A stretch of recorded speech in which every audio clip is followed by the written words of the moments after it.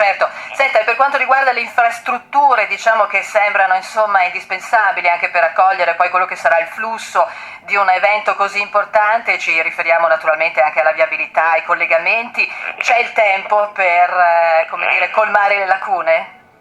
Beh, io spero di sì, anche se siamo in un paese nel quale l'ufficio complicazioni e affari semplici è sempre lì che guarda dall'alto. Lo dico dall'esperienza con oggi, diciamo anche con ieri, si celebravano i 5 anni dell'alluvione.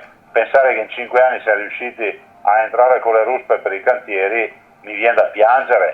Del resto io penso che per i mondiali di sci di Cortina il governo dovrebbe trovare il coraggio di nominare un commissario ad acta, come ha fatto per Expo. Non capiamo perché per Expo si possono aver avuto i commissari e si sono fatte le magie in senso positivo, si è fatto un miracolo realizzando e facendo tutto con velocità, e non si capisce per quale motivo i mondiali di Cortina non possono avere delle corsie preferenziali. Premetto che non mi sto candidando al commissario, si metta chiunque, ma si metta la persona più integerrima del mondo, più rigida, emblema della legalità, ma si faccia veloce, per l'amor di Dio. Questo è un paese nel quale il problema non è che mancano i soldi, ormai manca la voglia di fare, perché sono solo scartoffie.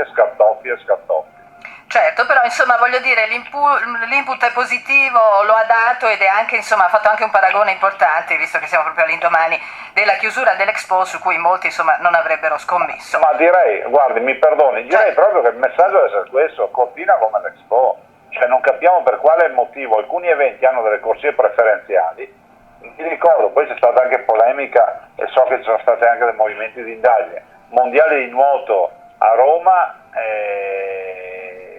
anche lì gestiti con molta velocità, Expo, i mondiali di Cortina che poi vedono la luce in un contesto ambientale unico, che ci sia una corsia preferenziale, se no non la veniamo più fuori.